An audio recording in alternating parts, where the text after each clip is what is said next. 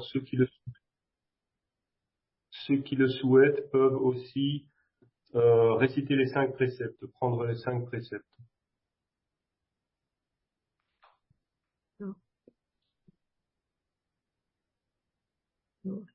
Namo tassa bhagavato arahato sama sambuddhassa.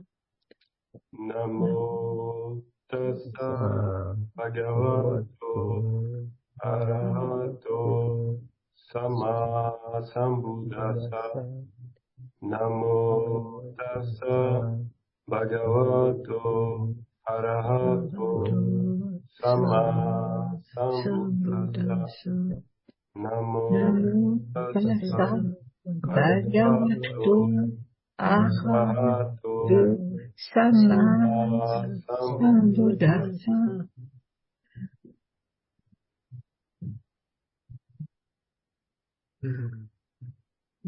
Good. We can, that's okay. That's okay, right? Okay. Yes, okay. If you want. Yeah. Okay. So, just remind that it's only people who wants to do this in French.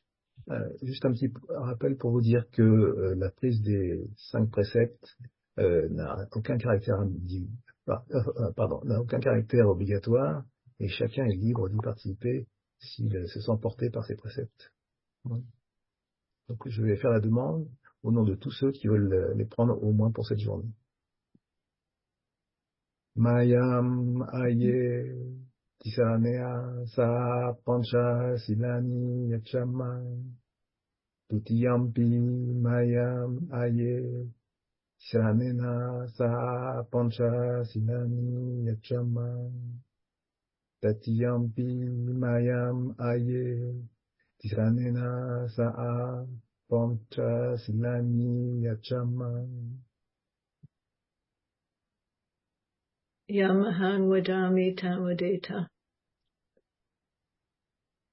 Amahaye. Okay. So, we so, panatipata veramani sikkhabadam samadhiyami adena dana veramani sikkhabadam samadhiyami kamesu miccachara veramani sikkhabadam samadhiyami musawada veramani sikkhabadam samadhiyami sura meraya maja pamadatana veramani sikkhabadam samadhiyami.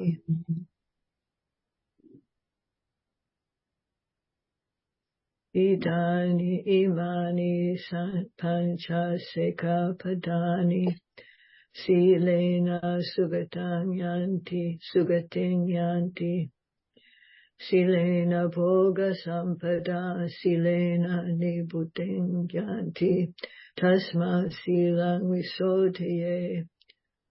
That is sad.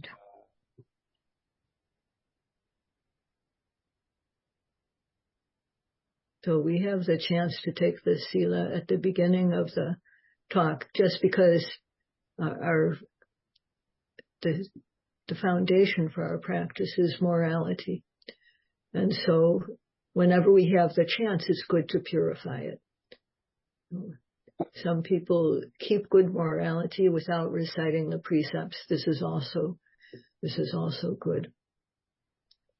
So the topic for today is, when will we realize Nibbana?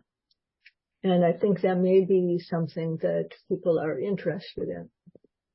Because when people practice Vipassana, they want to experience the benefits that the Buddha talked about, of those purity of mind, and so on, and then realization of path fruition and nibbana. So I think that people practice because they want to experience some peace in their lives. And is that so?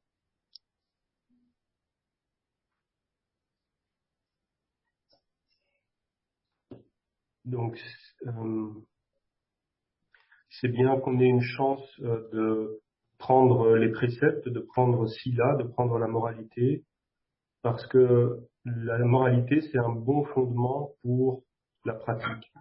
La moralité est en fait le fondement pour la pratique. Et donc, chaque fois qu'on a la chance de prendre les préceptes formellement, comme on l'a fait, en les récitant, c'est très bon. Mais si on les observe sans les réciter, c'est bon aussi. C'est tout aussi bon. Alors aujourd'hui, le sujet de l'enseignement, c'est quand allons-nous atteindre Nibbana? Et je pense que les gens peuvent être intéressés par ce sujet, parce que quand ils entreprennent la pratique, ils voudraient pouvoir bénéficier des bénéfices dont parle le Bouddha. Le Bouddha a parlé, par exemple, de la purification de l'esprit, le fait d'avoir un esprit pur, ou alors de la réalisation du chemin, du fruit et de Nibbana. Et je pense que quand les gens pratiquent la méditation, c'est parce qu'ils aimeraient avoir plus de paix dans leur vie. Est-ce que ce n'est pas vrai? N'en est-il pas ainsi?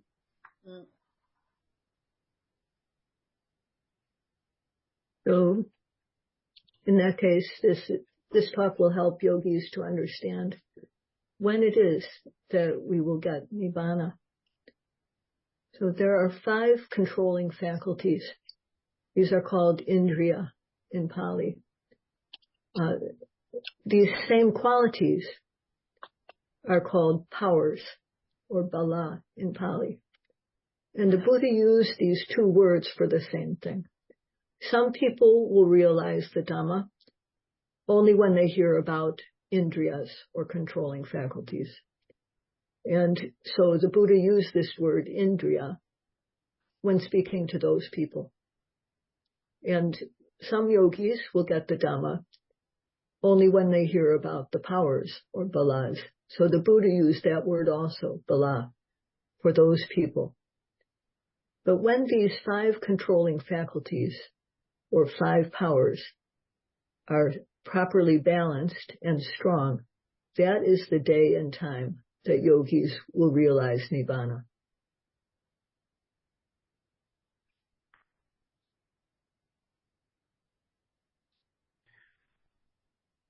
Donc, dans ce cas, c'est bien que ce Dhamma Talk, que cet enseignement porte sur cette question. Donc, quand allons-nous atteindre le Nibbana? Puisque dans ce cas, ça va aider les yogis qui souhaitent savoir cela. Le Bouddha a parlé de 5 indriyas, les facultés de contrôle, et il s'agit de 5 qualités mentales. Mais le Bouddha a aussi désigné ces 5 mêmes qualités du nom de bala, ou pouvoir, puissance.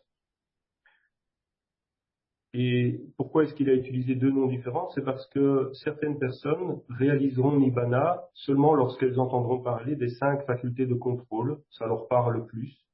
Et d'autres personnes réaliseront Nibbana quand elles entendront parler des 5 balas, des 5 pouvoirs.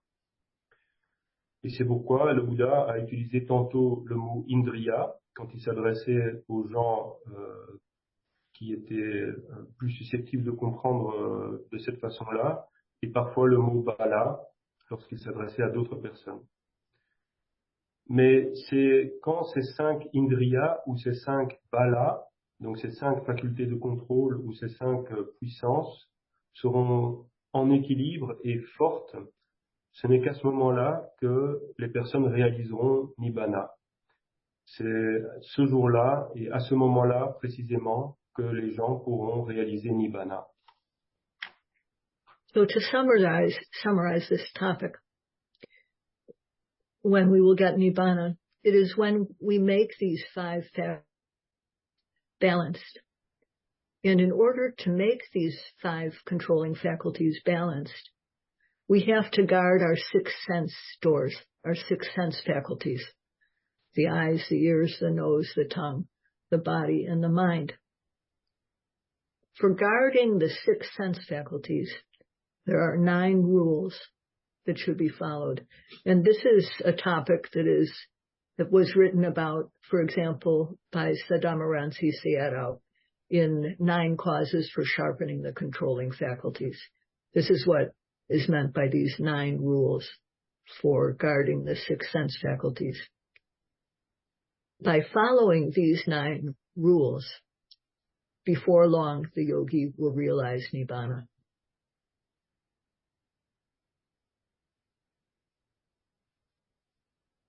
Donc, pour résumer, quand est-ce qu'on va atteindre le Nibbana? C'est quand on aura fait en sorte que ces 5 facultés seront en équilibre. Et pour qu'elles soient en équilibre, qu'est-ce qu'on doit faire? On doit garder les 6 facultés sensorielles, l'œil, l'oreille, le nez, la bouche, ou la langue, le corps et l'esprit. Et pour garder ces 6 facultés sensorielles, qu'est-ce qu'il faut faire? Il faut suivre 9 règles. Donc ces 9 règles, par exemple, Sadamaransi Sayadaw en Birmanie a donné des enseignements sur ces 9 règles. Il a appelé ça les 9 causes du renforcement des indriyas, ou les 9 causes du renforcement des facultés de contrôle. Quand on parle des 9 règles, on parle de cela. Et en renforçant donc les facultés de contrôle, sous peu, le méditant qui renforce ses facultés de contrôle, sous peu, il va atteindre l'illumination. So this talk is about the faculties, however. So the indriyas, there are 5 dhammas that can control or overwhelm or predominate in the mind, and they can become a ruling factor. The first of these is called sadindriya, and that is the quality of predominant or overwhelming or strong confidence, faith. You can use, some people resonate with the word faith and some people resonate with the word confidence, but we can use either one. So that is the meaning of sada. And indriya, it means a quality that is controlling or predominant or influential or strong. So sadindriya means faith and confidence that is predominant, the rules, that is intensely strong.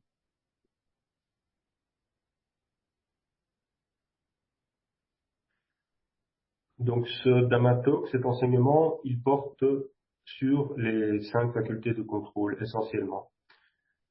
Il y a donc 5 dhammas, 5 choses qui peuvent prédominer dans l'esprit d'une façon qui peuvent prendre le leadership, qui peuvent devenir dirigeants dans l'esprit. Le premier de ces 5 dhammas, la première de ces 5 facultés, c'est sadindriya. Donc, indriya, c'est une faculté de contrôle, ça veut dire une faculté de contrôle, une faculté qui est dominante, une faculté qui devient très intense et très forte. Et sadindriya, c'est la faculté donc de la confiance ou de la foi. Alors, certaines personnes préfèrent le mot confiance, ça leur parle plus, et d'autres préfèrent le mot foi, ça leur parle plus. Quoi qu'il en soit, on peut choisir, on peut utiliser l'un ou l'autre. When faith and confidence is strong enough to rule, it is called sadindriya. And what is it that sadindriya should have faith in? I'm going to mention several things, and then I will say some more at the end of that.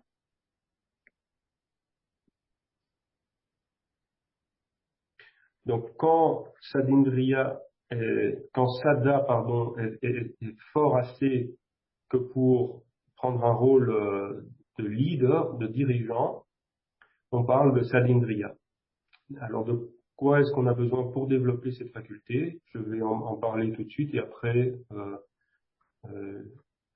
je donnerai une conclusion. Well, first of all, Sadindriya should have faith in the Buddha and the virtues of the Buddha, such as Arahant, being worthy of respect because of his complete purity, or the Dhamma and the virtues of the Dhamma. The Dhamma was well taught by the Buddha, Swakato. The qualities of the Sangha and the Sangha itself, the disciples of the Buddha who have practiced well. And then we must also have faith and confidence in ourselves. This existence in which I am now is one in which I can gain the Dhamma. We should have that type of confidence. And we also need to have confidence in the meditation teachers who are explaining the Dhamma, who are helping guide us in our practice. That faith should also be strong. And also, we have to have faith in the method of practice, in this case, the method of Satipatthana that we're practicing. We should have faith that Satipatthana, the observation of the rising and falling of the abdomen, sitting, touching, walking, going, coming, standing, eating, drinking, bending, stretching, to observe all these is the true Dhamma that can lead us to Nibbana. So when that faith is sharp, when it is keen, overwhelming, and strong, it is called Sadindriya.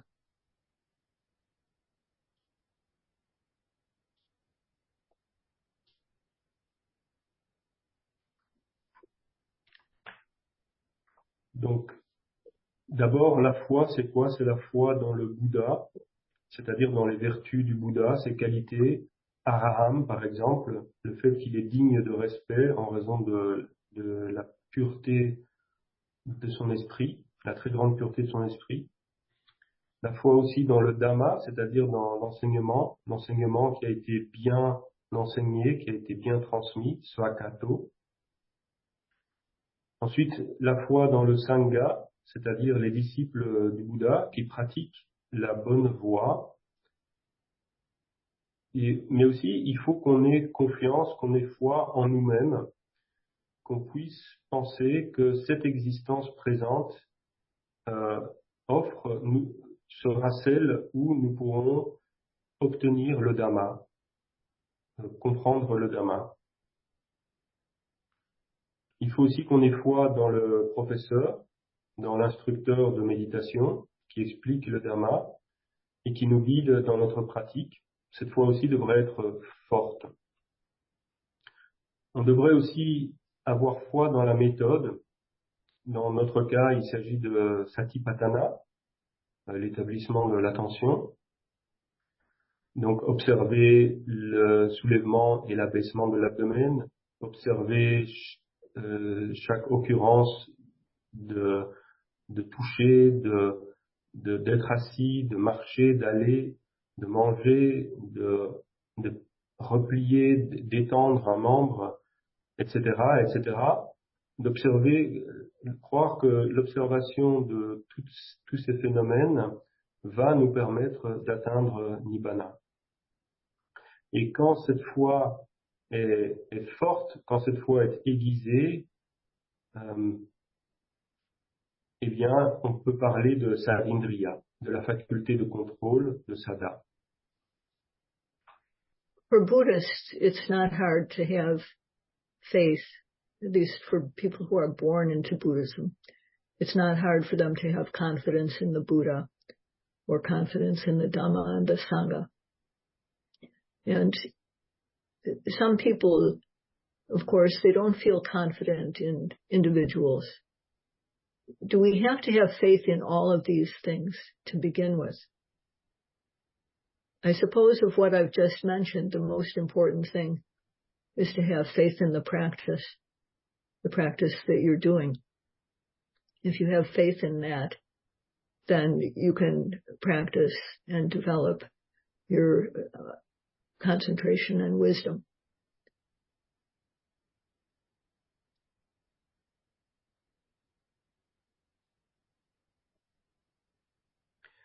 Donc, pour les gens qui sont nés bouddhistes, qui sont de tradition bouddhiste, c'est pas difficile d'avoir foi dans le Bouddha, le Dhamma et le Sangha.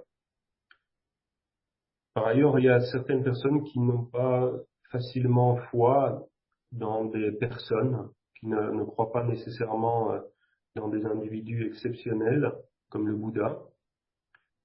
La question se pose, est-ce qu'on doit avoir d'emblée une foi absolue dans tout cela? Je suppose que le plus important, en fait, c'est d'abord d'avoir foi dans la pratique. À partir du moment où on croit en la pratique qu'on fait, qu'on suit, eh bien, on va pratiquer et on va pouvoir développer sa concentration et sa sagesse.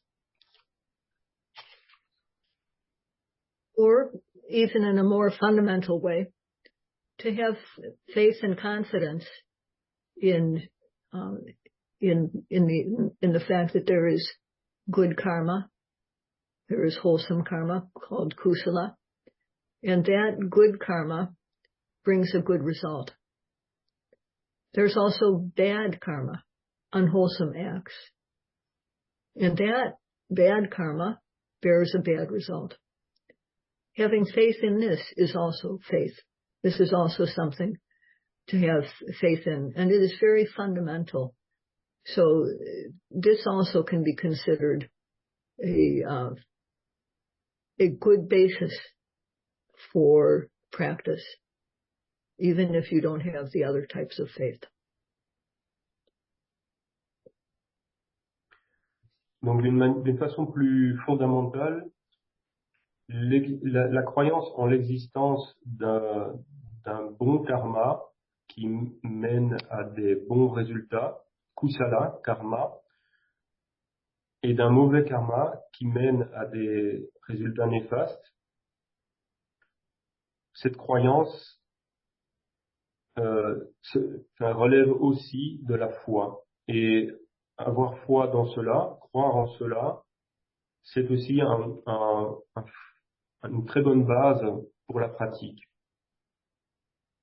On peut considérer ça comme une très bonne base, même plus fondamentale encore. When there is faith, it can dispel the unwholesome consciousness of lack of faith, asadhya. And because faith and confidence dispels unwholesome consciousness, then a person doesn't develop unwholesomeness. They don't do or speak or think about unwholesome things. They develop wholesomeness, wholesome dhammas, one after another. So this is why faith or confidence can bring benefit all the way up until realization of Nibbana.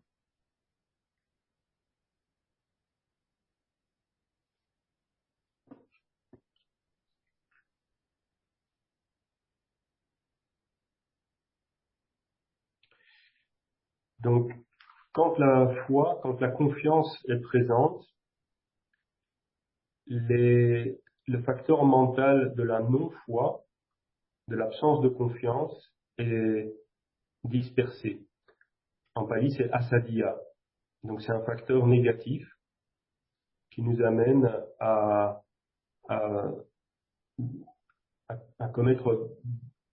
développer d'autres facteurs négatifs.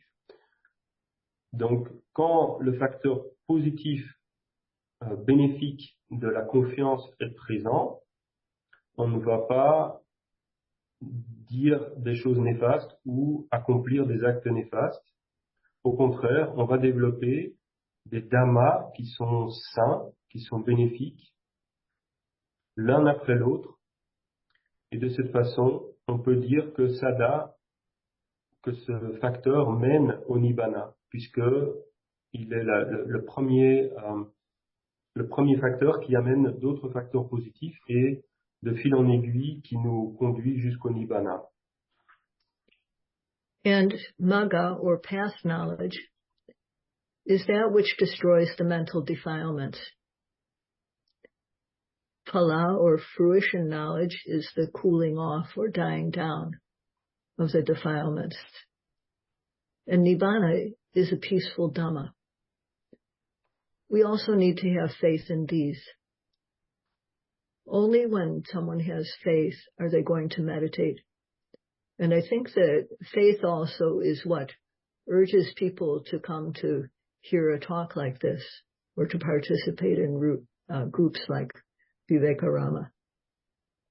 And also, of course, to practice.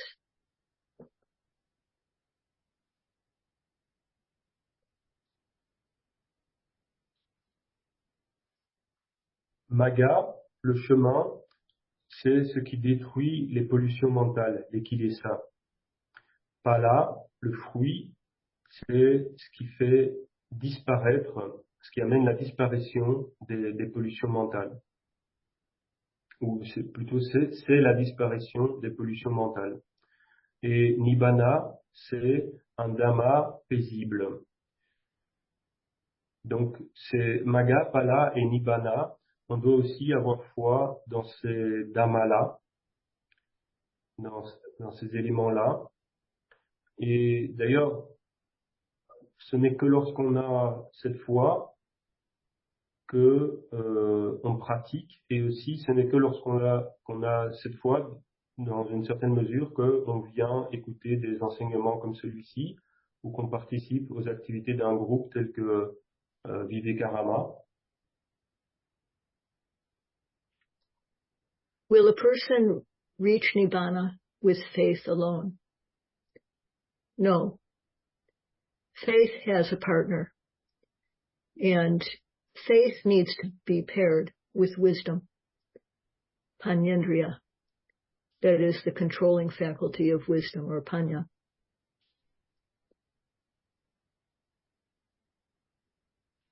Est-ce que la foi seule peut nous amener à atteindre le Nibbana? Non. Il faut coupler la foi à la sagesse, à la faculté de la sagesse, panindriya. Donc indriya, de nouveau, c'est le facteur de contrôle, mais cette fois-ci de la sagesse. So wisdom doesn't refer to the knowledge that we gain when we get a degree, a worldly degree. It means the ability to see the mind and matter that really arises within us, according to its true nature, by observing it closely with sati, or mindfulness. It means the wisdom to see this clearly as mind and matter. This mind and matter is related as cause and effect. And it is impermanent, unsatisfactory, and without a self, or anicca, dukkha, and anatta. So when wisdom, or panya, is strong, predominant, and overwhelming, it is called panyendriya, the quality of ruling, overwhelming, strong knowledge or wisdom.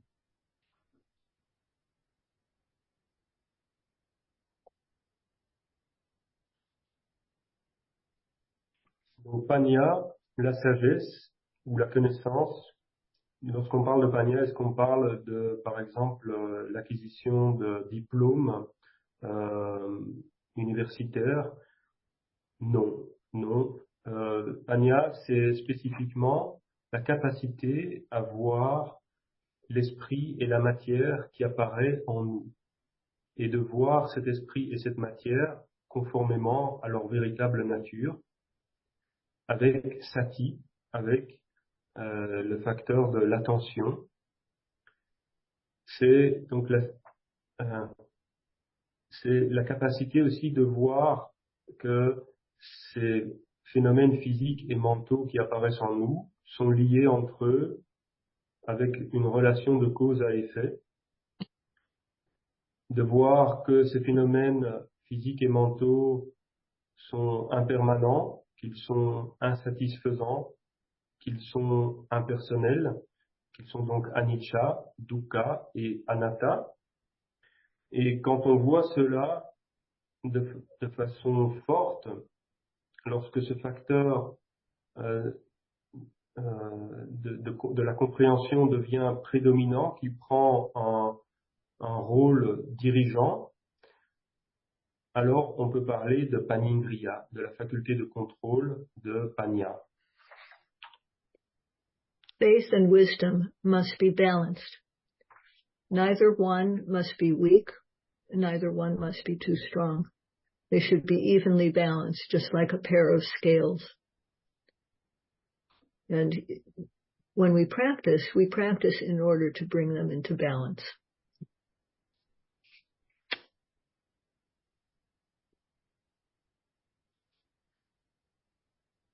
Donc la foi et la sagesse doivent être en équilibre. Elles ne doivent pas être faibles, elles ne doivent pas non plus être trop fortes. Elles doivent être comme les plateaux d'une balance à hauteur égale. Et quand on pratique, en fait, on pratique pour amener ces deux facultés à l'équilibre. How much wisdom do we need at the start? In this body, there's not a person, there's not a man, there's not a woman. There are just two things, mind and matter. Mind and matter are natural phenomena, and they occur due to their own causes. These natural phenomena are impermanent. They just arise and pass away. They are suffering because of this quality of arising and passing away. And they are without an inherent self, because their arising and passing away cannot be prevented. So how much wisdom do we need at the start? We need to have at least heard or read that this is the case. That much wisdom is enough at the start.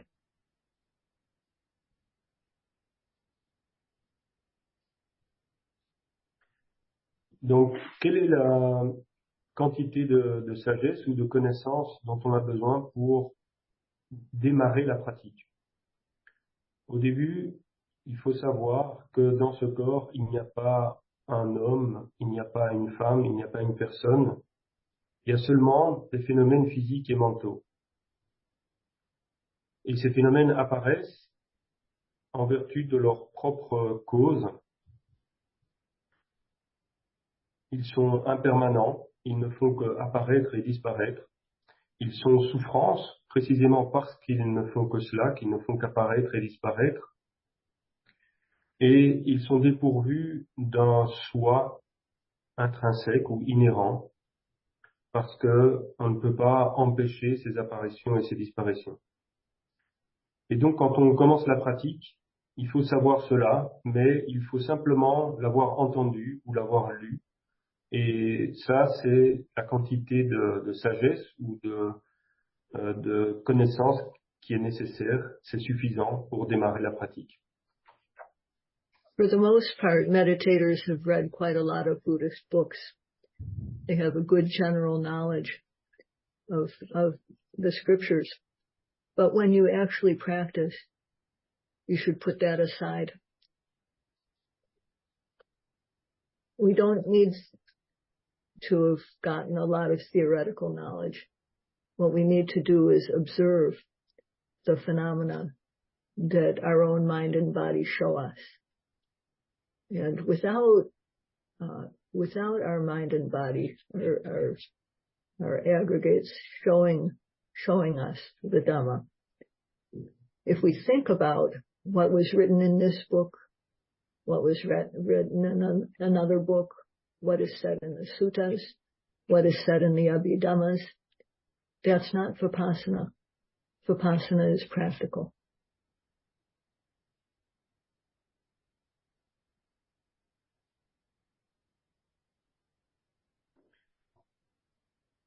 Donc la plupart des pratiquants, des méditants, ont déjà lu beaucoup de livres à propos du bouddhisme et ils ont en général une bonne connaissance générale.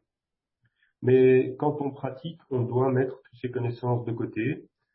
Ce qu'il faut au moment de la pratique, c'est observer les phénomènes que l'esprit et le corps nous montrent.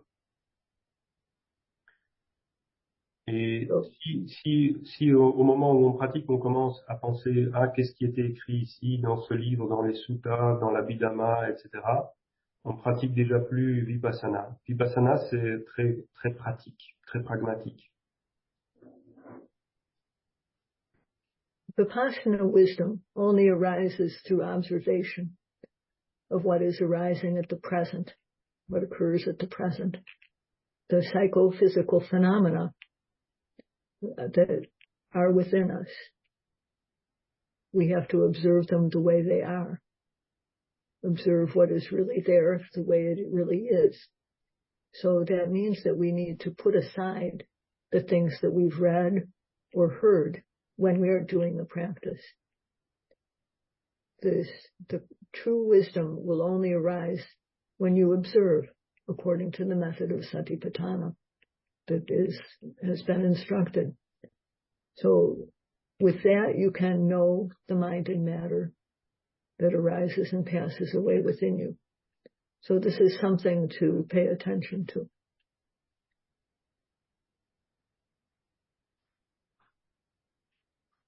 Donc la sagesse de Vipassana ne va émerger qu'à partir du moment où on parviendra à observer les phénomènes qui apparaissent réellement en nous, les phénomènes physiques et mentaux qui apparaissent réellement en nous dans l'instant présent. Il faut observer ce qui est vraiment là. Et donc, il est important qu'on mette de côté tout ce qu'on sait, tout ce qu'on a lu, tout ce qu'on a entendu au moment où on pratique. La véritable connaissance ne peut venir qu'à partir du moment où on appliquera concrètement la méthode Satipatthana telle qu'elle est enseignée. With regard to panya or wisdom, even if you've read the entire scriptural teachings of the Buddha, the entire Tipitaka or three baskets, that is only theoretical knowledge. And when you sit and reflect on that, that is only reflective knowledge. So this is not yet at the level of Vipassana. It is not practical knowledge yet.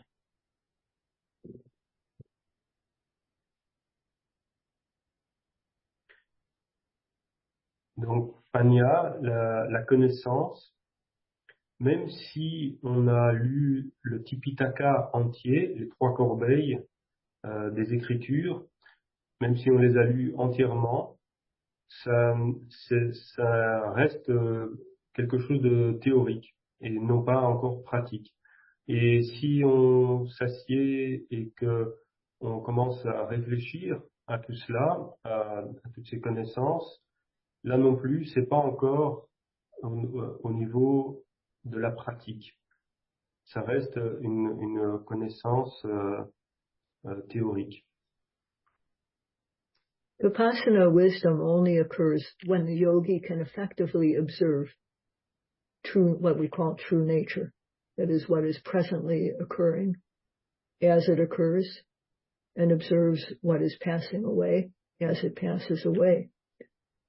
So when wisdom is strong, but faith does not believe and instead denies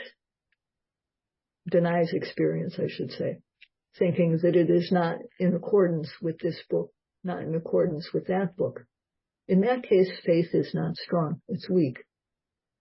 And if faith is weak, then the yogi cannot gain the Dhamma. If wisdom is in excess, but faith is weak, you can't, there won't be enough confidence to actually practice. So a person tends to go the wrong way. And I will explain about this.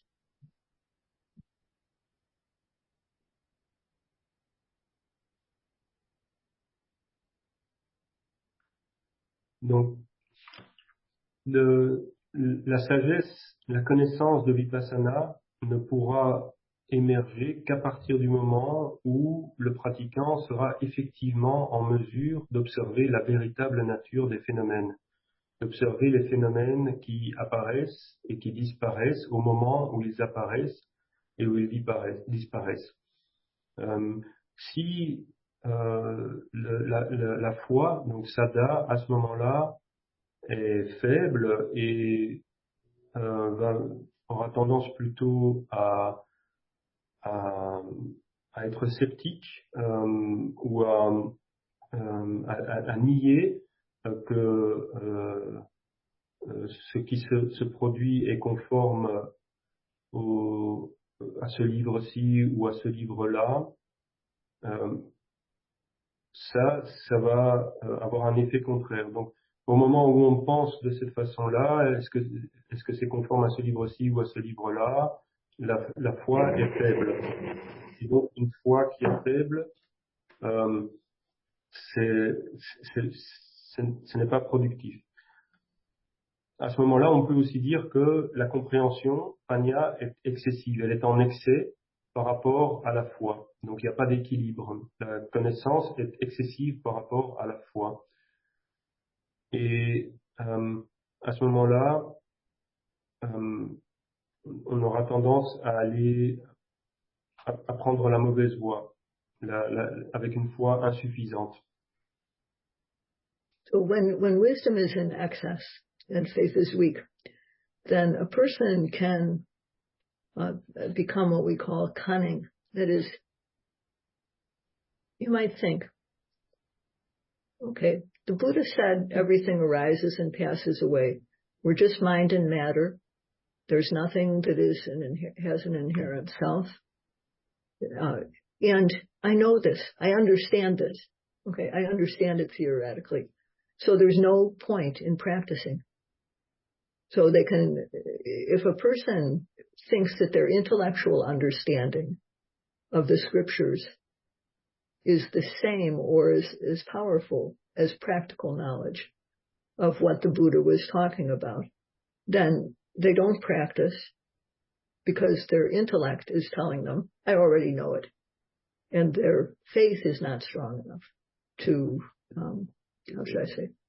So in this case, it's, these two factors are out of balance and they need to, on the other hand, if faith is too strong and wisdom is weak, people believe in things that are worthless, that don't truly bring them benefit. So in that case also, a person can go for a long, long time, putting their confidence in things that are not trustworthy and not gaining the knowledge that they want. So these two factors have to be balanced, like the arms of a scale.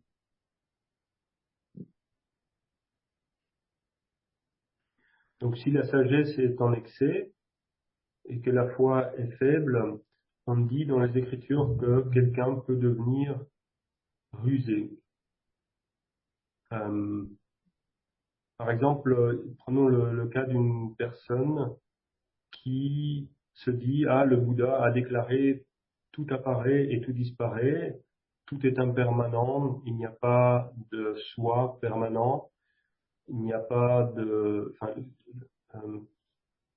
les phénomènes qui apparaissent et disparaissent sont souffrances, etc. » Et je comprends tout ça très bien, intellectuellement, c'est facile à comprendre, donc il n'y a pas besoin pour moi de pratiquer, j'ai déjà cette connaissance. Donc une telle personne qui penserait que ses facultés intellectuelles sont équivalentes à ce qu'elle peut retirer d'une pratique de la méditation, on peut dire d'une telle personne que sa sagesse ou sa connaissance est trop forte et que sa foi est insuffisante. À l'inverse, une personne dont la foi serait trop forte par rapport à la sagesse aura tendance à croire en toute une série de choses qui en fait n'ont aucune valeur et qui l'entraînent dans des voies inutiles, qui vont l'amener à perdre son temps, vers des voies qui ne lui apportent aucun bénéfice. Donc, tout ça montre qu'il faut que ces deux facultés soient en équilibre. So what is it that brings our faculties into balance? We can control them with sati or awareness. That is, we have the practice of vipassana is to observe what is arising at the present moment, and to begin with observing the obvious objects. So when we're applying the practice and then we doubt our experience because we've read something, if we're thinking about the things we've read, we have to note the thinking. We have to note the doubt and then continue. After that goes away, to continue the practice according to the instructions. And then in the case of when our faith is overwhelming, in such cases, for example, the yogi starts to have good experiences, pleasant things such as joy, tranquility, and then they think about wanting to tell their friends about this practice. So when they start thinking about how they're going to tell people about the practice, they're no longer doing the practice. They're being carried away by their devotion. They're in the practice because of what they've gained at that time. So because they forget to note, then they're off the track. They're off the track of vipassana. They're no longer gaining knowledge. They're thinking about what they've experienced. So in that case, they have to note those thoughts and continue again according to the practice.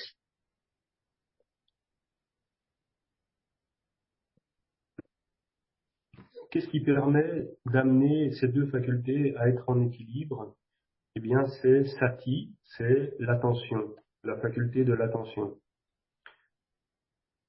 C'est-à-dire être attentif à ce qui se passe dans l'instant présent. Imaginons donc la personne chez qui la connaissance serait excessive, elle doit noter l'objet qui est prédominant au moment où il apparaît. Imaginons qu'elle commence à penser aux écritures, à ce qui est écrit ici ou là. Il faut qu'elle note cela. Si le doute apparaît, elle doit le noter. Et ensuite, elle continue à pratiquer conformément aux instructions. Et dans le cas d'une personne chez qui la foi serait en excès, imaginons par exemple quelqu'un qui commence à avoir des bonnes expériences et qui expérimente des choses plaisantes, de la joie, de la tranquillité, etc. Elle commence à penser, oh, j'aimerais raconter ça à mes amis, raconter mes expériences à mes amis, et elle ne pratique plus à ce moment-là. En fait, elle cesse la pratique, elle est emportée par un excès de dévotion. Elle oublie de noter et elle est hors piste. Donc à ce moment-là, il faut que sati soit présent, que sati la ramène vers l'instant présent et qu'elle note joie, tranquillité, enthousiasme, etc. Et puis, une fois que ces objets sont passés, qu'elle reprenne la pratique conformément aux instructions. So I'm about halfway through what I want to say. I'd like to ask if anybody has any questions that about what I've said so far. And if I'm asking this because if people have something that is confusing them, it may be helpful before I go on to the rest of the talk to answer it. Donc voilà, je suis à peu près maintenant à la moitié de l'enseignement que je veux donner aujourd'hui, mais j'aimerais faire une petite pause pour demander si il y aurait éventuellement des questions jusqu'ici. Et pourquoi je fais cela? Parce que Parfois, il peut y avoir quelque chose qui prête à confusion et qui serait peut-être utile d'adresser, de résoudre. Donc, est-ce qu'il y a des questions?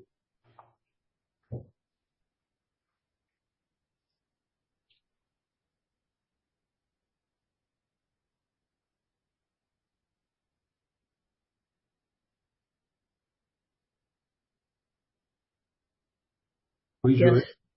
Yes, I would have a question about faith, because faith in the Buddha is obvious, faith in the Dharma is obvious, faith in the Sangha may be obvious, but faith in a special teacher is not necessarily obvious, because in some cases there are teachers whose sayings are misleading or, well, bad teachers, I would say. It's a possibility. Even the Buddha mentions that in the Dhammapada.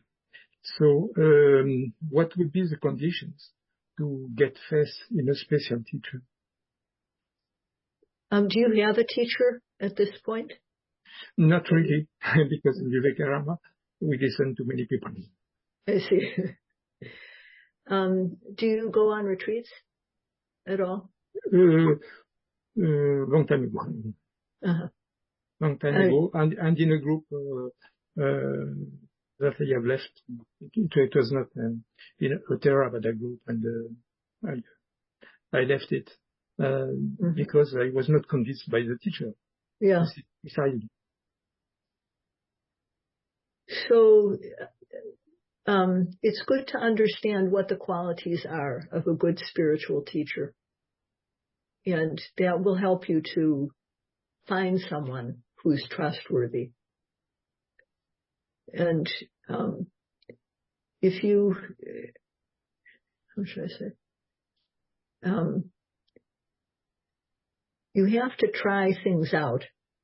Okay. So for example, if you were going to go on retreat, you should try something out for 3 or 4 days and see if, well, I'm just trying to think of how to answer your question. So the teacher should have good moral character. And because of their good morality, they should be someone who is beloved by their students. Mm. And also because of their good morality, they should be respected. They should be worthy of respect. They should be someone whom their students find it easy to have metta for, to have loving kindness and goodwill for. A teacher should also be someone who is able to admonish the students appropriately when they need it, not afraid that the students will leave them if they give the students correction. So the teacher should be frank with the students. If the students criticize the teacher should listen. They shouldn't think that they are above criticism. They should listen to what the person says and evaluate whether it's correct or not. They shouldn't just act as though, who are you to tell me what, like this. Let's see, They should be able to speak about the profound Dhamma. They should be able to explain about the Four Noble Truths. They should be able to explain about the Satipatthana practice, the Eightfold Path. They should be able to, and they should have the experience to explain properly. So they should understand theoretically and have practical experience, which gives them the ability to explain, so that the teacher can follow, so that the students can follow the instructions and gain benefit. And then they should not use their students inappropriately.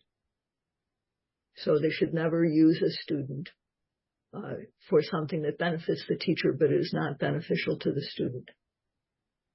So these are some this is what the Buddha said, that the teacher should have these qualities. And these qualities come from being, having good morality, having theoretical knowledge, being generous. If a teacher isn't generous, they're not going to want to give to their students, the knowledge that they have, or to help support the students so that the students can practice. So generosity is another quality. They should have practiced themselves. They should have made effort in the practice, have good awareness, gain knowledge, practical knowledge. I'm not remembering everything, but these are the qualities that cause a teacher to have the qualities that I mentioned, being beloved and so on. So until you find a teacher like that, don't stay. Many thanks for the detailed reply. Okay. Thank you for your question. Je vais peut-être traduire la question de Joël. Donc Joël dit, d'accord, on peut avoir foi dans le Bouddha, le Dhamma, le Sangha, c'est assez facile à comprendre, mais qu'en est-il de la foi dans un professeur spécifique? Admettons que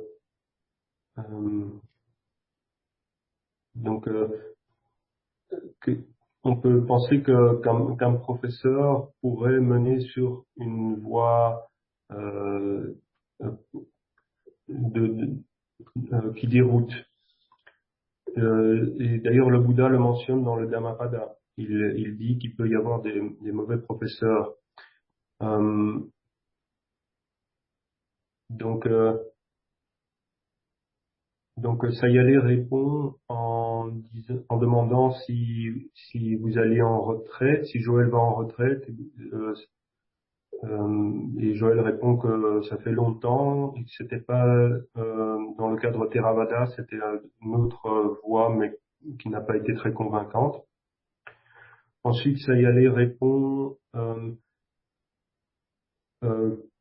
que pour trouver un bon professeur, en fait, il faut comprendre quelles sont les qualités que devrait posséder un bon professeur et examiner chez ce professeur s'il a ces qualités.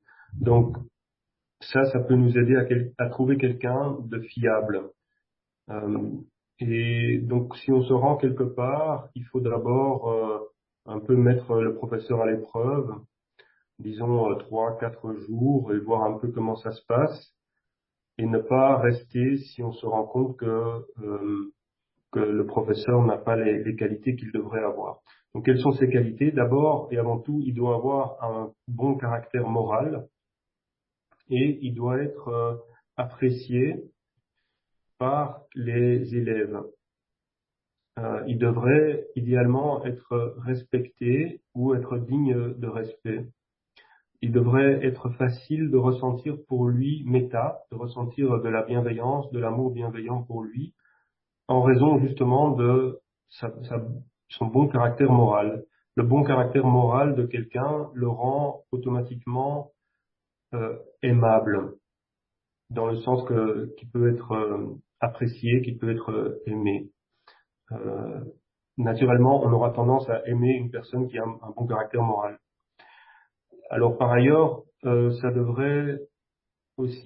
personne devrait aussi être capable de corriger ou de critiquer ses élèves si c'est nécessaire, sans avoir peur qu'ils s'en aillent et voir ailleurs. Il devrait avoir cette capacité aussi de critiquer les élèves. Et par ailleurs, si lui-même est critiqué par les élèves, il devrait pas rejeter ça en pensant qu'il est au-delà de toute critique. Il devrait avoir la capacité d'écouter les critiques. Il devrait pas se dire mais qui es-tu pour me dire ça? Ensuite, ce professeur, il devrait aussi avoir la capacité de parler des dhammas profonds. Il devrait être capable de parler des 4 nobles vérités, de Satipatthana, de l'octuple sentier. Et il devrait aussi avoir une expérience pratique qui lui permet d'expliquer ça. Il devrait non seulement avoir la connaissance théorique, mais aussi la connaissance pratique qui lui permet d'en parler vraiment. Et qui permet aux élèves aussi de suivre ces instructions et d'atteindre à leur tour la connaissance. Alors aussi, un bon professeur ne doit pas utiliser les étudiants à son propre profit et à leur désavantage. Donc toutes ces qualités, en fait, elles procèdent d'une bonne moralité. Au départ, ce qui compte surtout, c'est que le professeur ait un bon caractère moral et les autres qualités découlent de source quasiment. Une des qualités notamment, c'est la générosité. Il faut que le professeur soit généreux. S'il n'est pas généreux, il va jamais vouloir partager ses connaissances ou aider les élèves. Voilà, en gros, c'est ça. Je me souviens peut-être pas de tout ce qu'il y a. Il y a des textes donc qui énumèrent les qualités des bons professeurs dans les Écritures. Je me souviens pas de tout, mais en gros, c'est ça. Et donc, tant que vous n'avez pas trouvé un professeur qui a ces qualités, vous ne devriez pas rester. Vous ne devriez pas rester avec ce professeur si le professeur n'a pas ces bonnes qualités. I see that Benedict has a question. Oui, j'ai une question sur ce qui a été dit en dernier, sur l'expérience de la joie, de la tranquillité dans la pratique. C'est des facteurs d'éveil, donc je suis un peu surprise de ce qui a été dit que il faut que ce soit, si j'ai bien compris, atténué. Ou bien est-ce que il faut le comprendre dans le sens où il faut voir aussi que la joie et la tranquillité sont impermanents. Ça c'est le facteur sagesse. Est-ce qu'il pourrait y avoir un éclaircissement des précisions sur ce sujet? Merci. So I want to ask a question about something that was said last about joy and tranquility during the practice. I'm a bit surprised because I know that there are bhojangas. There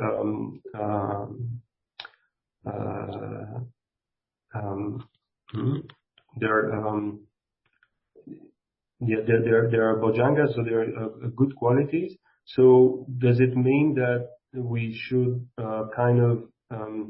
mitigate them when they happen in the practice, or kind of reduce them? Did I understand rightly, or does it mean that we should understand that they too are impermanent, and so that then we should develop the wisdom faculty that way? So could you bring some explanation about this point? Yes. Whatever arises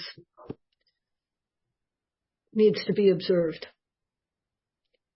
Whatever arises, when we become aware of joy, we have to note it. Joy. Joy. Joy has arisen in the mind. We have to note it. When we note it, we will see what happens to it. Nothing that arises stays there. So we have to understand that whatever arises, whether it's a pleasant thing, an unpleasant thing, whether it's a bojjhanga or a nivarana, we have to note it. Because sati, or awareness, is the most important thing. This is the controlling faculty that can bring everything to completion in our practice. So it's not a matter of reducing joy. When you note it, you see what happens to it. What happens to it is it will pass away for sure. So it didn't go away because you noted it. It went away on its own accord. You saw that it went away because you observed it. So I'll say that much and then I'll say something else. Okay. Donc, je vais commencer par dire quelque chose et puis je poursuivrai. Donc, tout ce qui apparaît doit être observé. Lorsque on prend conscience de quelque chose, il faut le noter immédiatement.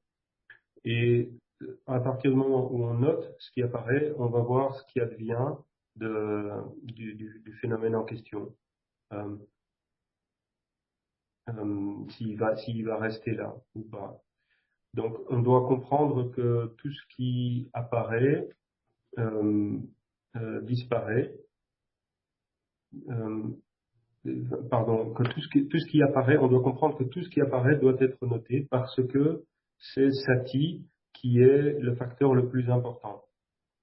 Sati, c'est le facteur qui va amener tout à maturité, qui va amener tout à son accomplissement, à son aboutissement, qui va amener la pratique à son aboutissement. C'est le facteur clé. Et il faut comprendre que, par exemple, la joie est apparue ou la tranquillité est apparue. Bon, ce sont des facteurs d'éveil, mais tout ce qui apparaît doit être noté. Mais donc, admettons, la joie est apparue. En fait, elle ne disparaît pas parce qu'on la note. Elle disparaît simplement en vertu de ses propres causes. En vertu de sa propre nature. Et la seule chose, c'est que avec Sati, on peut le voir, on peut en prendre conscience. Does that answer your question, what I've said so far? Est-ce que ça répond à la question jusque-là? Oui. Yes. Okay. So, anything else? If not, I will continue. So, what I've been talking about is the faculty of faith and the faculty of wisdom and balancing them.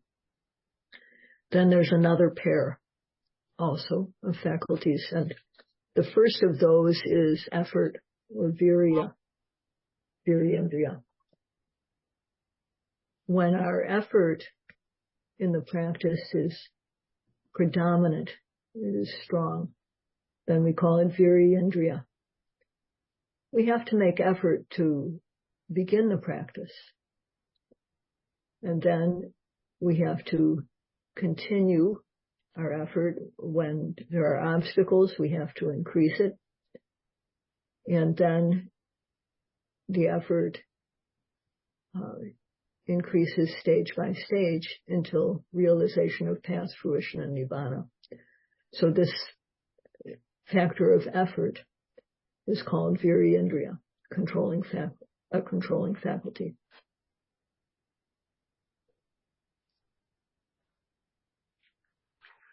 Donc jusqu'ici, on a parlé de la faculté de la foi ou de la confiance et celle de la sagesse qui doivent être en équilibre, mais il y a une autre paire de facteurs, c'est d'une part l'effort. Donc l'effort c'est viriya, et lorsque ce facteur est prédominant, qu'il est fort, on parle de virindriya. Donc il faut faire un effort d'une part pour initier la pratique, pour se lancer dans la pratique, il faut fournir un effort pour commencer. Et ensuite, à partir du moment où des obstacles commencent à apparaître, il faut redoubler d'efforts, il faut continuer la pratique, il faut augmenter l'énergie et l'effort. Et enfin, il faut finalement poursuivre jusqu'à l'atteinte du but, donc du chemin du fruit et de Nibbana, étape par étape, stade après stade, jusqu'à ce qu'on parvienne au but. Donc ça, c'est ce qu'on appelle panindriya, la faculté de contrôle de viriya, de l'effort. when we practice sitting meditation, our effort, strong effort is what we need to keep our back upright, to keep it firm. And when we find that the body slumps over or leans, it's because the effort has decreased. And so effort has to try not to let that happen. Effort has to try to make the body sturdy and firm and upright. And when we do walking meditation also, the yogi has to make effort to be aware, and also so that the body does not wobble and fall over during the walking. So effort is needed in our physical posture.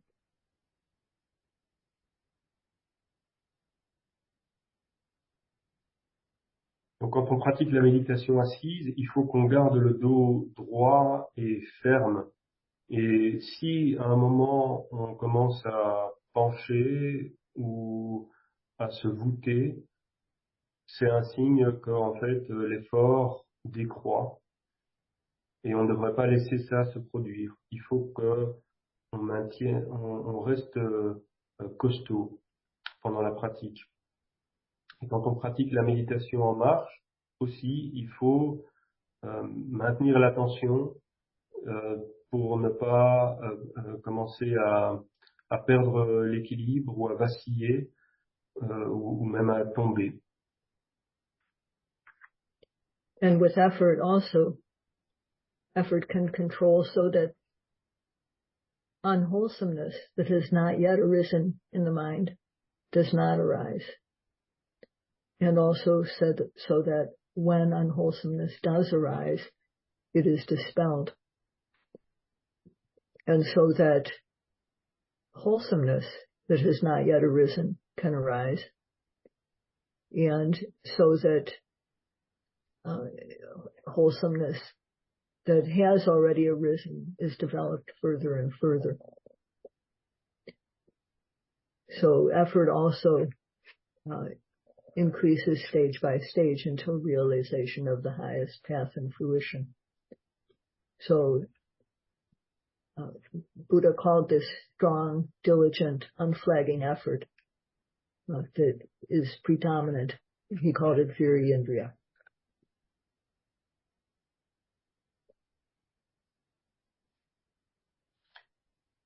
Donc l'effort, c'est aussi faire en sorte que les facteurs malsains, néfastes, qui ne sont pas encore apparus en nous, n'apparaissent pas.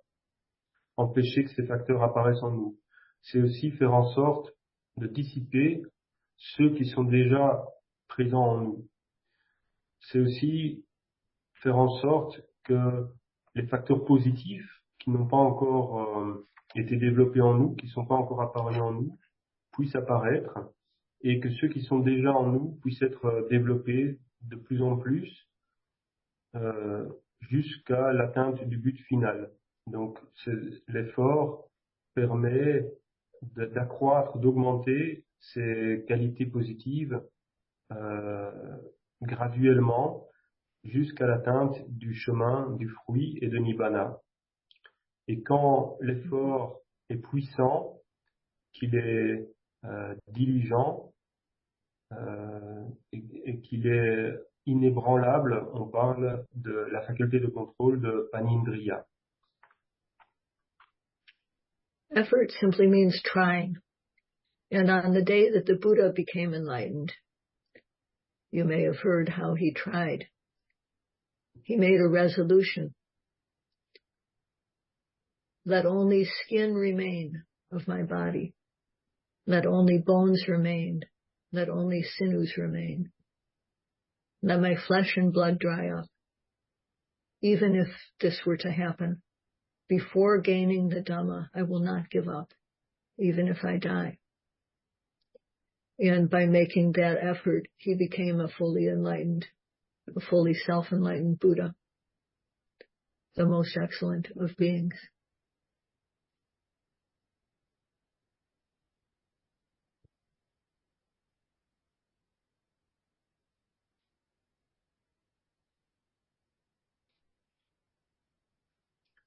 Donc l'effort, en fait, ça veut dire tenter, essayer. Le jour où le Bouddha a atteint l'illumination, il s'est dit, il a pris une ferme résolution, il s'est dit, même si je dois, même si seul mes os, seule ma peau restera, seuls mes os resteront, même si seuls mes tendons resteront et que mon sang se dessèche complètement, même si je dois mourir, je n'abandonnerai pas, je poursuivrai, je n'abandonnerai pas tant que je n'aurai pas atteint Nibbana, que je n'aurai pas atteint l'illumination. Et c'est de cette façon qu'il est devenu un Bouddha parfaitement illuminé par lui-même. Donc la personne suprême parmi les êtres. The controlling faculty of effort needs to be balanced or paired with the controlling faculty of concentration, samadhi. There's stability of mind. When stability of mind is predominant, overwhelming, and strong, then the instability of unwholesome consciousness doesn't arise. Factors like greed and anger, these cause the mind to be unstable, to shake. These don't arise when concentration is strong. So the unwholesome consciousness no longer arises when the mind is concentrated, and wholesome consciousness increases all the way up until opening the door to Nibbana.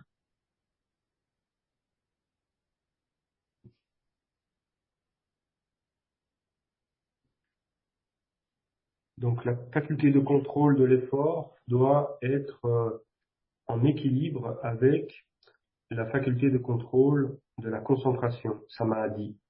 Samadhi, c'est la stabilité de l'esprit. Lorsque cette faculté de contrôle est prédominante, l'instabilité de l'esprit ne peut plus apparaître. Par exemple, l'avidité ou la colère, ce sont des facteurs qui amènent l'esprit à être instable, à trembler. Ces facteurs ne peuvent plus apparaître. Les consciences malsaines, néfastes, ne peuvent plus apparaître. En revanche, les consciences saines, bénéfiques, se développent, s'accroissent de plus en plus, jusqu'à finalement parvenir à l'atteinte de Nibbana. In order to make concentration arise, the yogis observe every arising bodily act. For example, coming, going, standing, eating, drinking, bending the arm, stretching out the arm. Observing this with the method of observation of body, Kayanupassana Satipatthana. They observe the various feelings that arise, good and bad, pleasant, unpleasant, and neutral, with the method of Vedananupassana Satipatthana, that is, observation of feeling. When there is thinking or imagining or other mental activity that becomes predominant, they observe that with Chittanupassana Satipatthana, observation of the mind. And then when other phenomena arises, such as seeing or being pleased, or sometimes in the mind, it seems as though we're seeing something. We see an image in the mind, or hear a sound, or smell. All those the yogi observes with the method of Dhamma, observation of Dhamma. So as the yogis observe the presently arising object, using these, they observe these four kinds of objects. As they become apparent, the samadhi or concentration becomes strong. And when concentration is strong, the yogi encounters enjoyable things, like were mentioned. Joy, tranquility.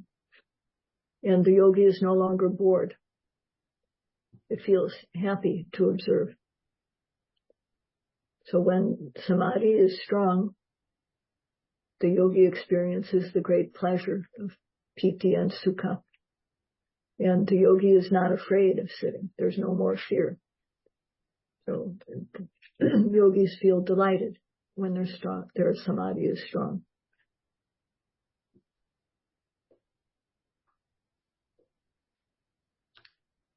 Afin de rendre la concentration forte et puissante, il faut observer chaque occurrence,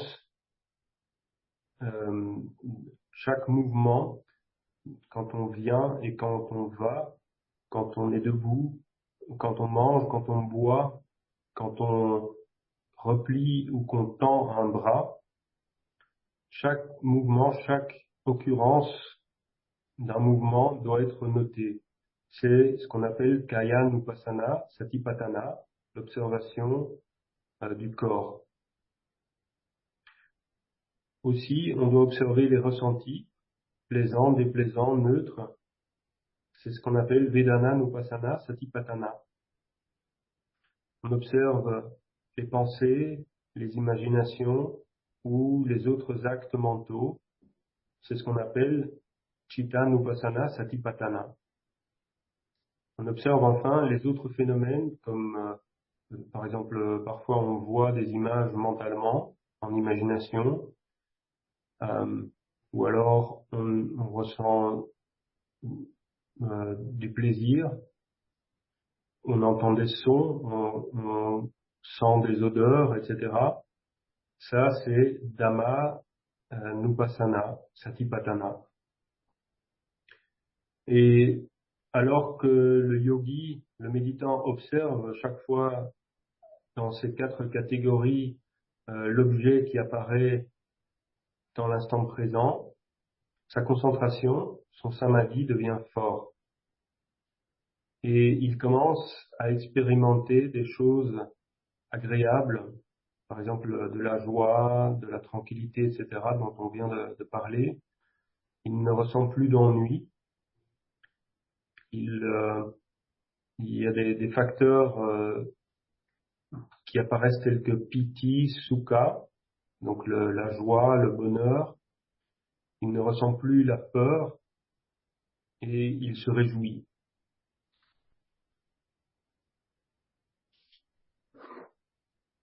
So at that time it can happen that effort is excessive and concentration is weak. And then the mind is unsettled, it gets scattered. So that scattering of the mind has to be noted. What tends to happen is,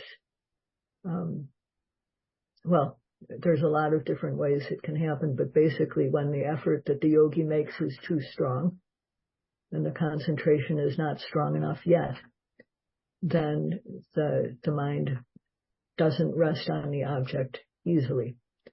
And sometimes when the yogi notices that they're missing the object, they try harder, which is exactly the wrong thing to do, because it makes the mind more scattered. So at that time, the yogi has to note that state of mind and try to regain their concentration. So sometimes that means that the yogi needs to simply try to observe one object, the sitting posture, or 2 objects, the rising and the falling, and not worry about anything else. And if you do that, the mind will settle down.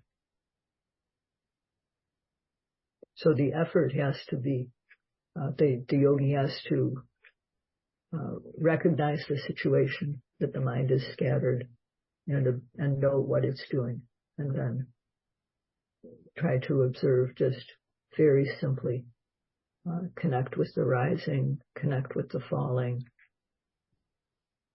until the mind becomes stable again.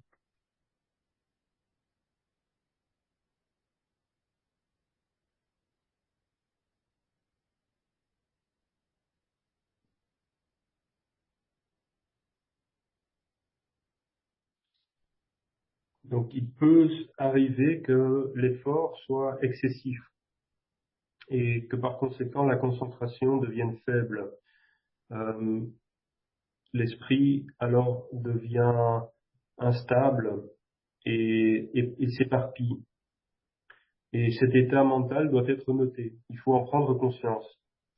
Ce qui a tendance à se produire, mais bon, toutes sortes de situations peuvent arriver, c'est que le yogi fournit trop d'efforts, fournit un effort trop important, et l'esprit ne parvient pas à se stabiliser sur l'objet.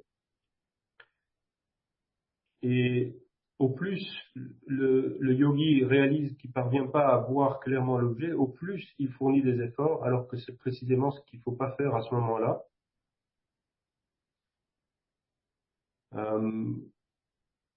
Parfois, il suffit à ce moment-là, en fait, de se concentrer sur un seul objet, de limiter un peu le champ de l'observation. Par exemple, observer simplement la posture assise, ou se contenter d'observer le soulèvement et l'abaissement et rien d'autre, et ne pas se préoccuper du reste. Il faut donc que le yogi prenne conscience, qu'il reconnaisse ce qui se passe dans l'esprit, qu'il reconnaisse que l'esprit devient agité, qu'il est éparpillé, qu'il sache ce que l'esprit est en train de faire, et qu'il se reconnecte avec le soulèvement et l'abaissement, par exemple, jusqu'à ce que l'esprit se stabilise de nouveau. And sometimes the samadhi or concentration is strong and the effort is weak. So what can happen is that the yogi keeps on noting one object again and again and again, but they don't make effort to observe it precisely. So the yogi becomes bored, and then they start getting sluggish and sleepy. So in that case, the yogi has to note that condition, the sleepy feeling, the sluggish mind, and that effort to observe will overcome the sleepiness.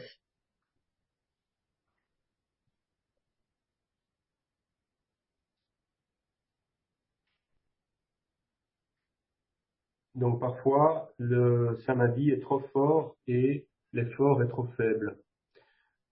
Par exemple, le méditant note un objet encore et encore pendant très longtemps, mais il fournit pas vraiment l'effort de voir cet objet précisément. Et il commence à s'ennuyer, il commence à traîner la patte et finalement à être somnolent. Donc à ce moment-là, le yogi en fait doit prendre conscience de cet état de somnolence. Il doit reconnaître la somnolence en lui et il doit redoubler d'efforts pour observer, et de cette façon, il va pouvoir surmonter cette somnolence.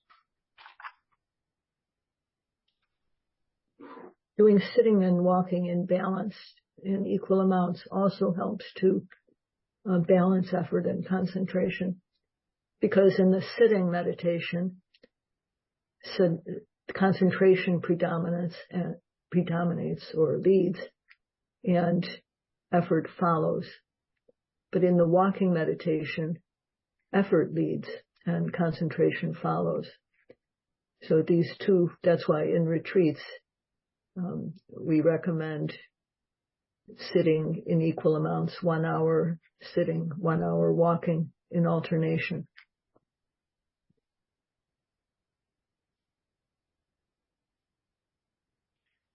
Donc, avoir une pratique de la méditation assise et de la méditation en marche équilibrée peut aider à équilibrer ces deux facultés de l'effort et de la concentration, parce que on dit que dans la méditation assise, c'est la concentration qui mène le jeu et l'effort suit, alors que dans la méditation en marche, c'est l'inverse, c'est l'effort qui mène la danse et c'est la concentration qui suit.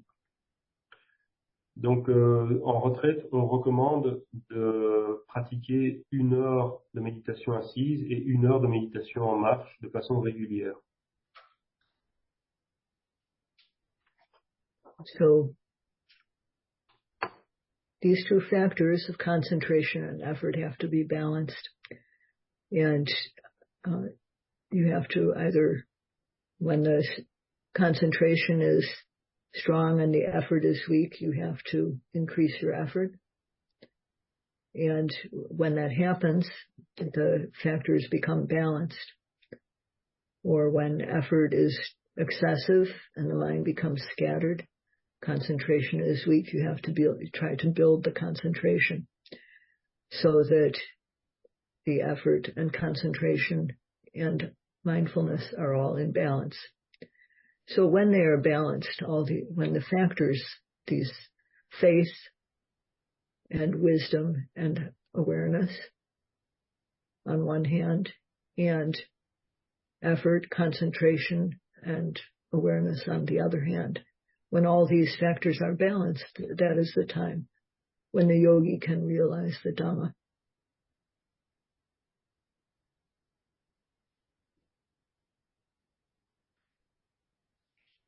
Donc ces 2 facteurs doivent être en équilibre. Lorsque la concentration est forte mais que l'effort est faible, il faut augmenter l'effort pour l'amener à être au même niveau. Et inversement, lorsque l'effort est faible et la concentration est lorsque la concentration est faible et que l'effort est trop important, il faut essayer de construire plus de concentration et donc d'amener toutes ces facultés à être en équilibre. Donc lorsque la foi et la sagesse avec l'attention d'une part sont en équilibre et d'autre part quand l'effort, la concentration avec l'attention sont en équilibre, lorsque tous ces facteurs sont en équilibre, c'est le moment où on va réaliser Nibbana, où on va réaliser le Dhamma, pardon. So what about the fifth controlling faculty, sati, or awareness? Sati means remembering, making a note of, recalling. We try to observe the object so that we don't forget it, so that we can be fully aware of it. And when sati is strong, it dispels what we call pamada or negligence. People forget to do good things. People forget to be generous. They forget to keep morality. They forget to practice on a gross level. This is an example of negligence. People also are negligent when they just let their minds dwell on unwholesome things. That can be a moderate level of what we call negligence. And then, what should I say? People also can be negligent by overindulging in things that are permissible. That is, you're not breaking sila, for example, if you have a huge bowl of ice cream that makes you feel sick later because you ate too much. Okay, it's not immoral to do that, but I would say that it's a moderate level of negligence. So strong awareness dispels negligence, and it promotes developing wholesomeness.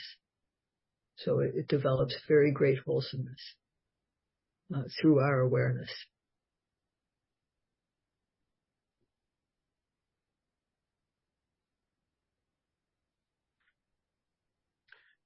Et qu'en est-il de sati, la 5e des facultés de contrôle? Donc sati, c'est se souvenir, noter l'objet aussi, de façon à ne pas oublier. Et quand sati est fort, il peut peut chasser pamada, la négligence. Donc pamada peut se manifester à beaucoup de niveaux. Les gens oublient de faire de bonnes actions. Par exemple, ils négligent d'être généreux au moment où il faudrait être généreux. Ils oublient de pratiquer, etc. Mais pamada, ça peut aussi être simplement laisser l'esprit euh, euh, traîner ou rester sur des choses néfastes, sur des pensées néfastes, le laisser aller là où il ne devrait pas aller. Donc, on peut dire que c'est un niveau mineur de négligence. Ou on pourrait donner un autre exemple, c'est par exemple prendre un gigantesque bol de crème glacée. On peut pas dire que ce soit interdit, que ce soit immoral de faire ça, mais après on se sent pas bien et donc en fait c'est relativement néfaste. C'est, on pourrait dire, un niveau modéré de négligence, de pamada. Mais quand sati est fort, la négligence est chassée, l'esprit n'est plus négligent. Et par ailleurs, un fort sati, une forte attention, promeut ou développe les qualités saines, les qualités bénéfiques dans l'esprit. So, the other faculties, faith and wisdom, have to be balanced. Faith can be too little, too strong. Wisdom can be too little or too strong. Same with effort and concentration. But sati, or awareness, is never too strong. You never have too much of it. It's always needed.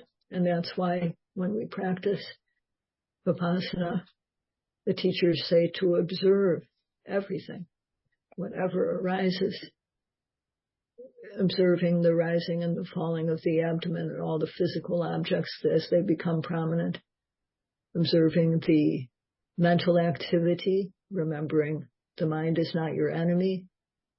When it thinks, thinking is just something to be noted. Thinking is thinking, imagining, all these things are just the ordinary mind.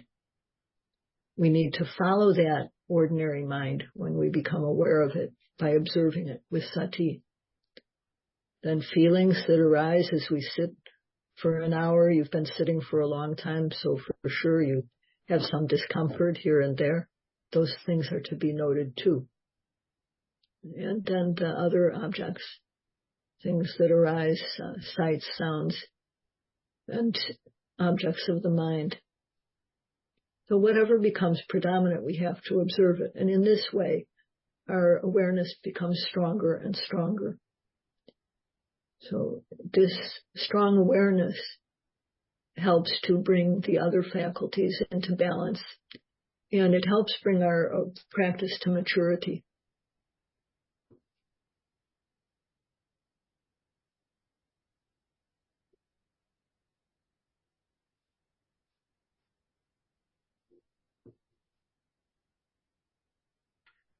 Donc les autres facultés, la foi et la sagesse, doivent être en équilibre.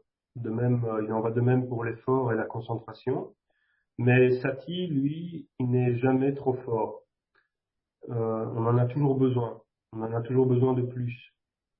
Lorsqu'on pratique Vipassana, le professeur dit toujours observer tous les phénomènes, sans en manquer aucun. Le soulèvement et l'abaissement de l'abdomen et tous les autres objets physiques. Observer toutes les activités mentales, l'esprit qui pense, etc. N'oubliez pas que l'esprit n'est pas un ennemi. Si vous avez des pensées, il faut pas les chasser, il faut simplement les noter. Il faut suivre l'esprit et voir ce qui se passe et noter ce qui se passe. De même, les ressentis doivent être notés aussi. après 1 heure de méditation assise, on ressent de l'inconfort, etc. Il faut noter tout ça. Et les objets généraux, comme par exemple les images visuelles, les sons et les objets de l'esprit, tout ça doit être noté. Quel que soit l'objet prédominant qui apparaît, il faut le noter. On note chaque fois l'objet prédominant qui apparaît. Et de cette façon, l'attention, sati, devient de plus en plus fort. Et sati nous aide, d'une part, à équilibrer les autres facteurs mentaux, et d'autre part, sati amène notre pratique à maturité. It's very important to maintain our awareness during our daily life by doing daily sitting practice, and also to try to be as aware as possible of the movements that we make. Because we don't always gain the Dhamma when we're on retreat. Sometimes it happens that we have to leave a retreat before we gain the Dhamma that we want. So we have to nurture that awareness in our daily lives, because it is only when our practice is strong enough, our awareness is strong enough, that things come into balance and we can gain the Dhamma.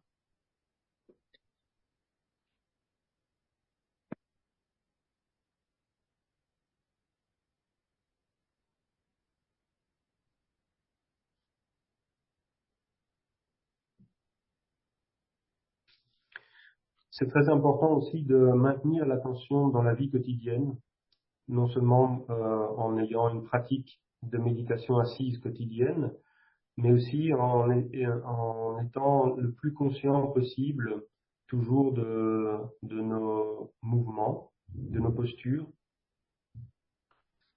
Il ne faut pas se dire que tout ça pourra être fait au cours d'une retraite.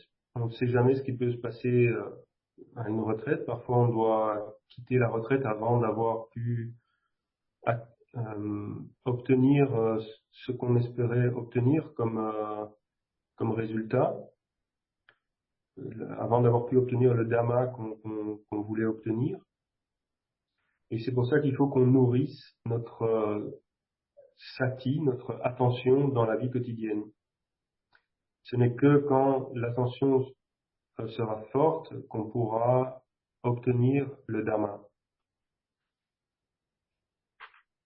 So I would like to give you the example of the Venerable Ananda.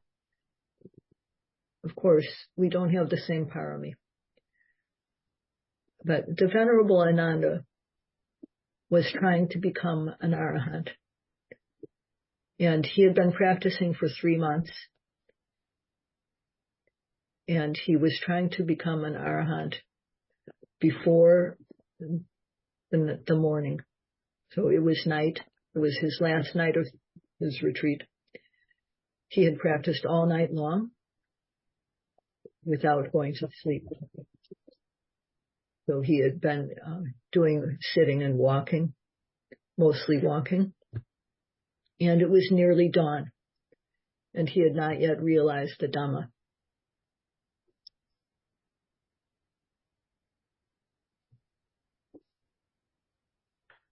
J'aimerais donner l'exemple du vénérable Ananda.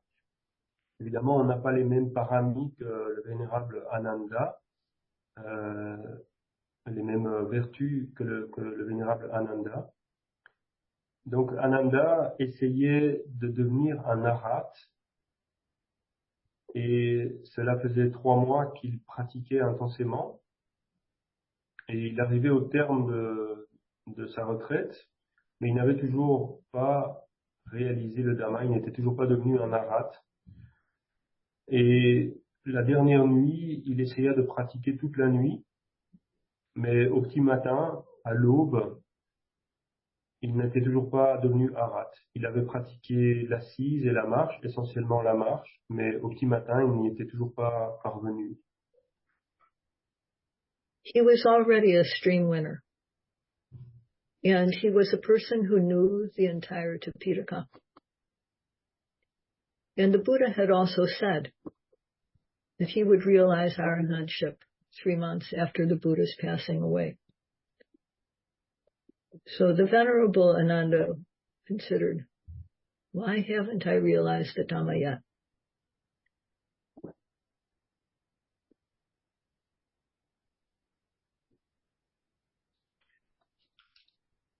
Donc le Ananda était déjà un Sotapanna, quelqu'un qui était entré dans le courant, qui avait atteint le premier stade d'illumination. Et par ailleurs, il connaissait l'entièreté du Tipitaka par cœur, il connaissait toutes les écritures. Et aussi, le Bouddha avait prédit qu'il atteindrait l'illumination 3 mois après son décès. Et donc, Ananda se demandait comment se fait-il que je ne sois toujours pas arat, que je n'ai toujours pas réalisé le stade d'arat. And he considered, oh, I've been practicing all night, and my effort is now too excessive, and the concentration is lacking. So in order to balance them, I should lie down on my bed and meditate in that posture. So he noted that, he noted the standing, as he stood by the bed, standing, the intention to sit down, then sitting down, noting the sitting down, the intention to lie down, lying down. And his noting was very good. So before the head touched the pillow, faith, wisdom, concentration, effort, and mindfulness all became evidence. And he realized all the dhammas that he had not yet realized. He realized he went from being a Sotapanna through the stages of Vipassana to being a once returner, then again through the stages of Vipassana knowledge to being an Anagami, then again through the stages of Vipassana knowledge to becoming an Arahant. Although we are not the Venerable Ananda, his noting was very strong, and the factors came into balance, and that brought about his realization.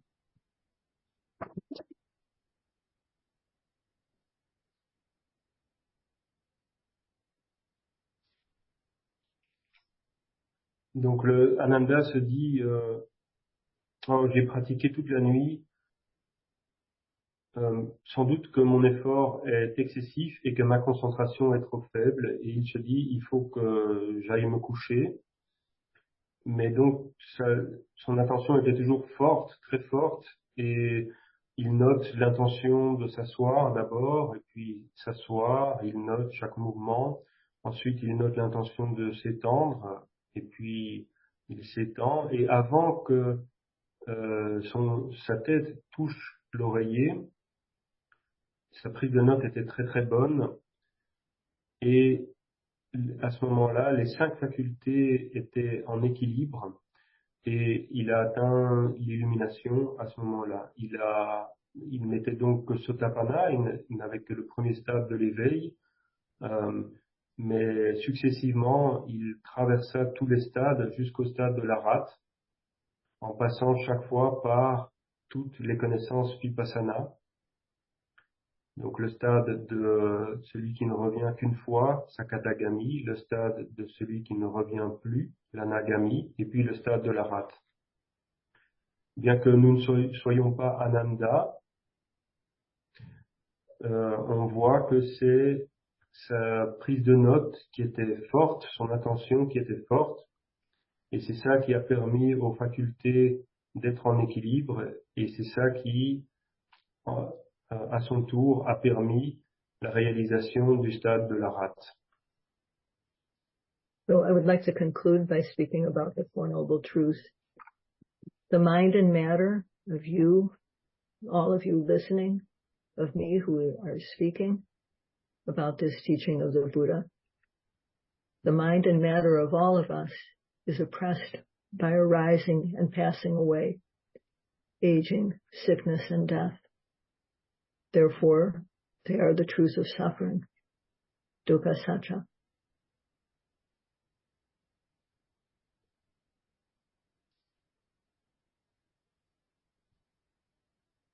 Craving that constructs this truth of suffering is the truth of the cause, samudaya sacca. The great happiness of Nibbana, that is the cessation, the cooling down, the dying out of that craving, is Nirodha Sacca, the truth of cessation.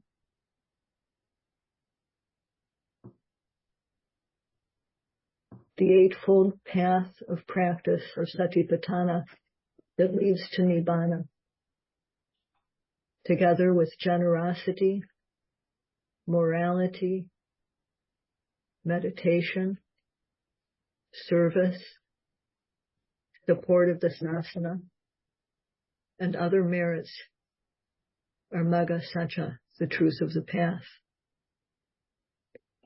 By virtue of realizing the Four Noble Truths a full 4 times, may you each experience the happiness of peace and the taste of liberation.